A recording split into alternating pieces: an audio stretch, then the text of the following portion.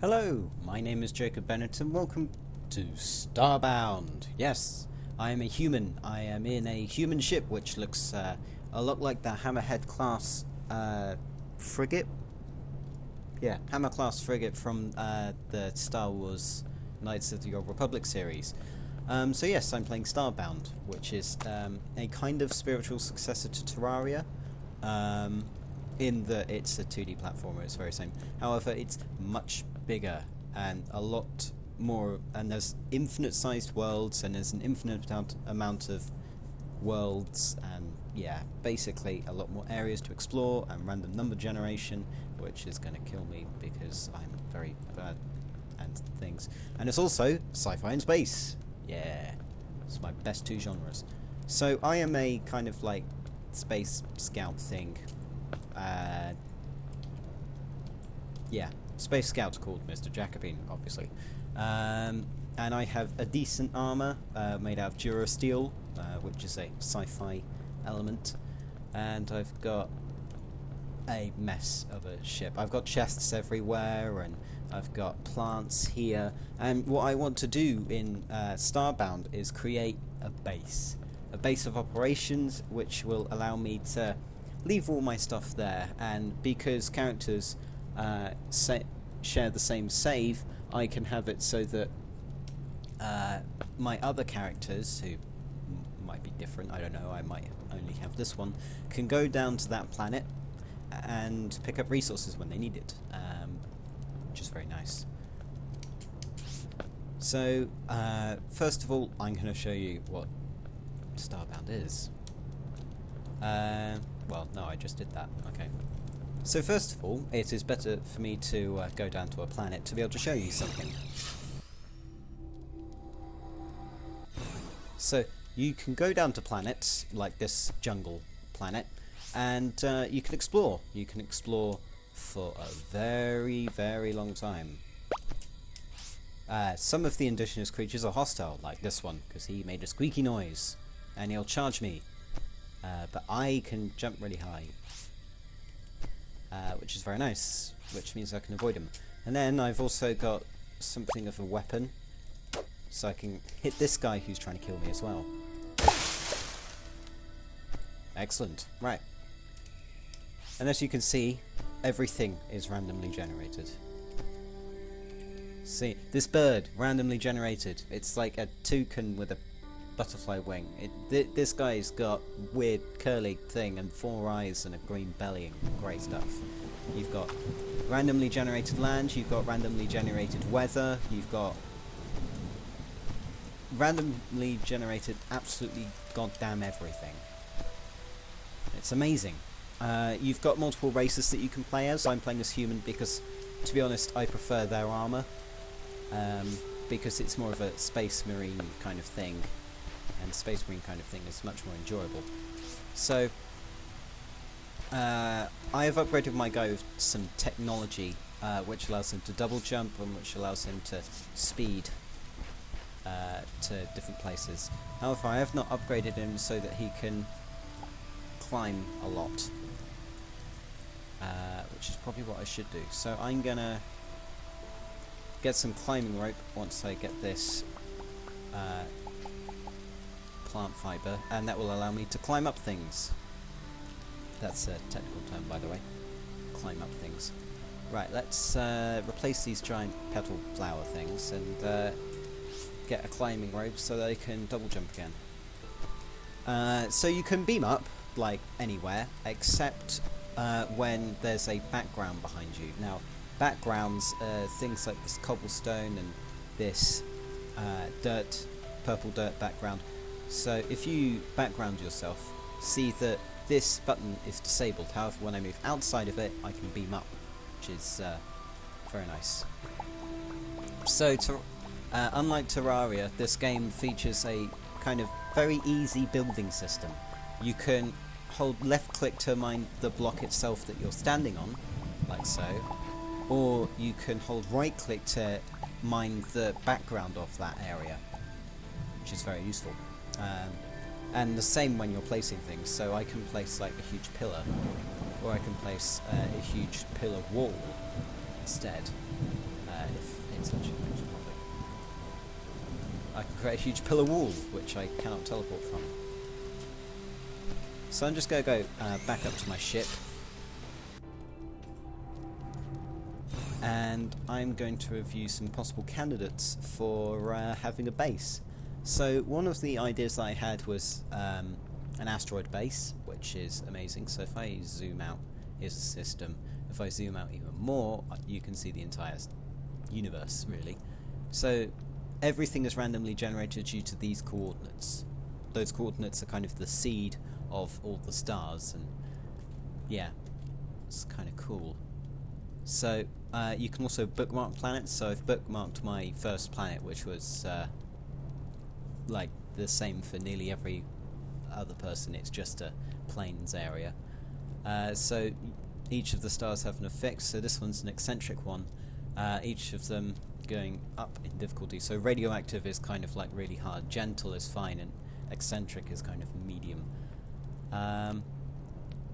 Yeah, so there are gas giants, there are moons, there's ice planets, there's ocean planets, there's arid planets, there's moons, like proper like lunar terrain. You've got a gate in every system, which I'll show you what that is. And you've got desert planets again, and you've got asteroid planets. If I find this one. So this one is an asteroid field. It doesn't have a breathable atmosphere, which basically means that you need a certain tech upgrade to be able to go to it and survive for long periods of time. You can also see how big it is, so that's probably how far left and right it goes or something. And it has half a G. Yeah, gravity is 0.5 times that of Earth. And it also shows you how much fuel it costs. So to travel between star systems you require fuel. To travel between planets you don't require any.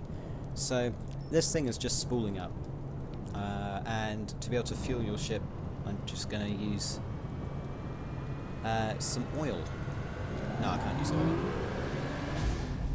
Right, as you see we've just FTL jumped, which is a very cool thing, and it's amazing to look at but sometimes boring. I don't particularly have any fuel that I can throw in there. I have some coal, which doesn't work as a decent fuel source. So as you can see, we're whizzing through space and time, and yeah, so I'm gonna beam down to the planet, and then I shall see which asteroids I want to use as a base, because I want to use a particularly large one.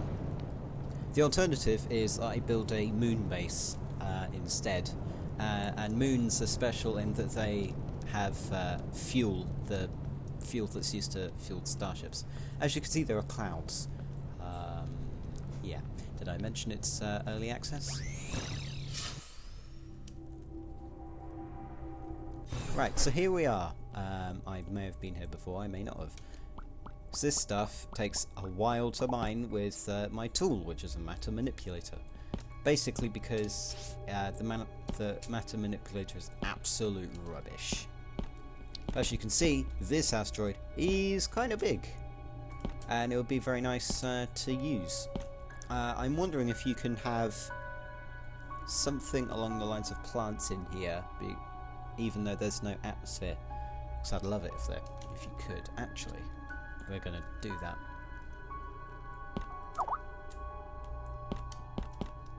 Right. So let's beam up.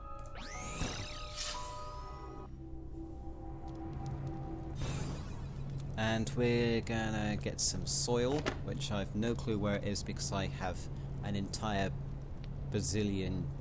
Jesus Christ, how much stuff are you planning to put down on places? So let's take a tomato seed. Tomato seeds are nice. And we've got some dirt in our inventory. Got some dirt blocks. So let's go down to the planet below. And let's try placing some dirt. So let's go into my inventory. Let's get tomato seeds. And let's get the dirt. Right, okay, so dirt. Can I place dirt? Yes, I can. Okay, let's get rid of some of this. And then I need to use a hoe, which is also back.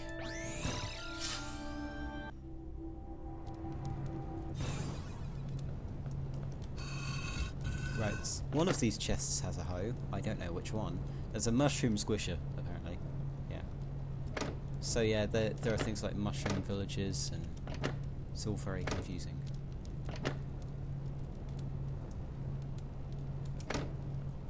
All the weapons are randomly generated. So this one has like it's a double-bladed axe with 2 skulls on it, and what it does is it like has a projectile kind of attack, but that deals like very little damage. It's very useful for like aggroing things. Here we go, hoe. We'll take that. Place the cobblestone in here. Right.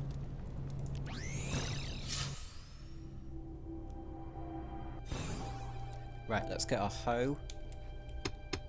Let's hoe the ground. Nothing has durability, which is very nice. I hated that in Minecraft where you had to do everything. And then we shall place our tomato seed on the ground. We don't need to irrigate anything, nothing to do with water, and we'll just see if that works. Time on all planets like happen at the same time, so it's very useful. So one thing that we're going to have to create is we're going to have to get some pickaxes or drills. Now these things are really useful because they mine at a really fast pace. Right, so if we go get to our robotic crafting table, which is the highest tech crafting table, and then you've got the highest tech smelter and the highest tech assembler. Oh, we can use the assembler. So what we can do is we can build a two-handed drill using 6 diamonds. It's very nice. Or we could build a gold drill, or we could build a platinum one or a silver one. I'm going to go with silver because I have a ridiculous amount of silver. Like, it's just everywhere.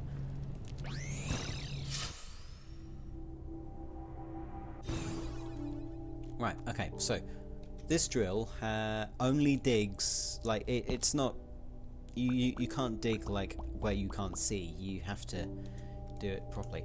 So I'm gonna, like, hollow out this kind of place. However, drills have durability. Basically because they're very fast but they run out, so you're gonna have to use things. And apparently torches work in a airless atmosphere, which is a bit weird.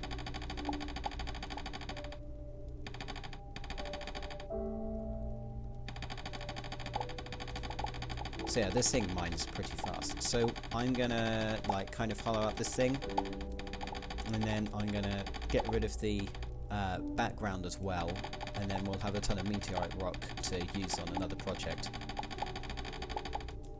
Right, so if we have that. Yeah, so this is just an introduction. I'm gonna try and work on excavating this asteroid, and then we'll come back. And you see, things grow in a atmosphereless atmosphere, which is very weird, but it's very convenient. Otherwise I would not be able to do a lot of stuff. So I will hollow out this asteroid, and we'll start building a very nice base. We'll probably have I'll just like excavate like a significant portion of this area, and then I will come back next episode and we will try to see what we are going to do as a plan. So what we're going to have in the space, where we're going to have it, are we going to have it so it's sci-fi or like retro or anything like that. But until then, I have been Jacob Bennett. Thank you for watching my introduction to Starbound, and I shall see you next time.